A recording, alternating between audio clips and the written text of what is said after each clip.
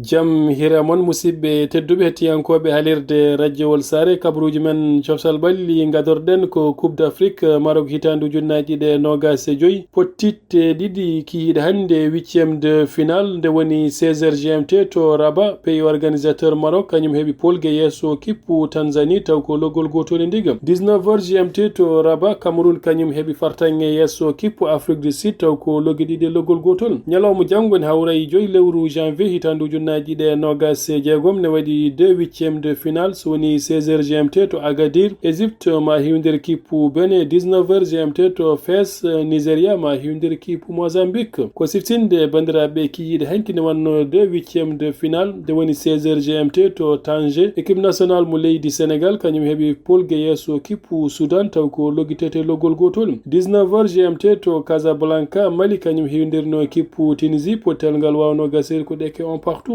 Tuma nde pay faw peta ko kippu Mali wawi heɓde polgu taw ko loggitete loggi ɗiɗi. Andamo 2 quarts de finale coupe d'Afrique Maroc hitandu junnaji ɗe nogas e jeegom jogor fettude ko ñalawma aljumani hawray jeenayi lewru janvier hitandu junnaji ɗe nogas jeegom to woni 16h GMT to Tanger Mali ma hiwdir kippu Sénégal to Rabat. 19h GMT Cameroun ma hiwdir pays organisateur Maroc.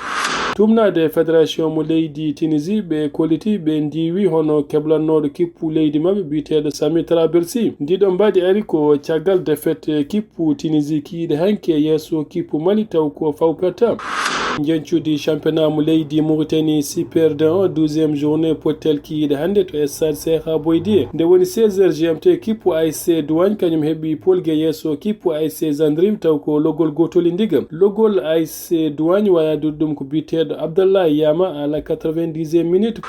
kiiɗe hanki FC Samal kañum heeɓi polgue yesso kippu Intermonaction taw ko loggitete loggol gotol. kiiɗe hanki to stade municipal mo Attar FC Zaidan kañum heeɓi fartange yesso kippu FC Lixar taw ko loggol gotol e ndiga. to stade municipal mo Keydi kiiɗe hanki Keydi FC kañum jaɓino kippu ASC Police ko ASC Police wawi yaade nder tere Keydi FC fi ɗum logginayi e ndiga. kippu ASC Sinim kañum hiwdirno kippu FC Tabrakzen to stade municipal mo Nouadhibou potel ngal wawi gasir ko ɗeke on partout.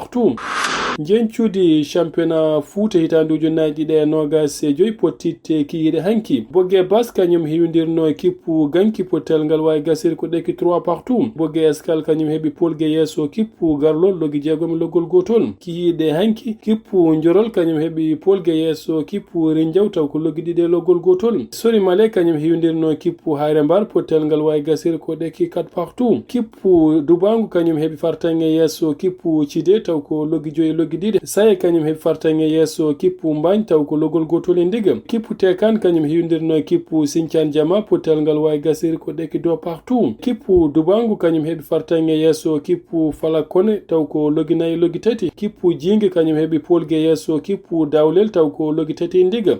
Tourma Walo hitandu junnaji ɗe nogas joyyi hitandu junnaji ɗe nogas e jeegom 4e journée ñalawma hande. kippu Diek kañum heeɓi polgue yesso kippu Erkis loggi jeegom loggi ɗiɗi. Garak kañum heeɓi polgue yesso kippu Dagana loggi tati ndiga. kippu Ñanga kañum heeɓi fartange yesso kippu Madina Salam taw ko loggol gotol e ndiga. guddiren kabruji men championnat ji dunde Europe pottitte ñalawma hande championnat mo leydi Angleterre. kippu Leeds United kañum jaɓino Manchester United potel ngal wawi gasir ko ɗeke on partout. Newcastle kañum heeɓi polgue yesso kippu Crystal Palace loggi ɗiɗi e ndiga. Tottenham kañum hiwdirno kippu Sunderland potel ngal wawi gasir ko ɗeke on partout. Brentford kañum yeehe nder tere Everton fi ɗum logginayi e loggi ɗiɗi. Liverpool kañum yeehe nder tere Fulham potel ngal wawi gasir ko ɗeke 2 partout. Manchester City kañum jaɓino kippu Chelsea potel ngal wawi gasir ko ɗeke on partout.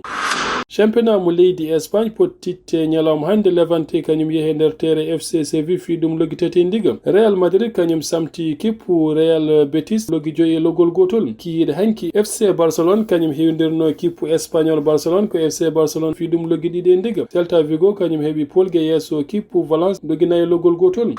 Serie A italien pottitte ñalawma hande Napoli kañum yeehe nder tere Lazio fi ɗum loggi ɗiɗi e ndiga. Torino kañum yeehe nder tere AS Verona fi ɗum loggi tati e ndiga. championnat mo leydi France Ligue 1 pottitte ñalawma hande Nantes kañum yehe nder terrain olympique de Marseille fi ɗum logguiɗiɗe ndigam. Lorient kañum jaɓino kippu Metz pottal ngal wawi gase ko ɗeke on partout. Stade Bressois kañum fi kippu Auxerre logguiɗiɗe ndigam. Derby parisien kiyiɗe hande gasir ko Paris Saint-Germain kañum heeɓi polgue yesso kippu Paris FC logguiɗiɗe loggol gotol. Kabaruji men coftal ɓalli ko ɗo kaadi en calmini hettiyankoɓe haalirde radio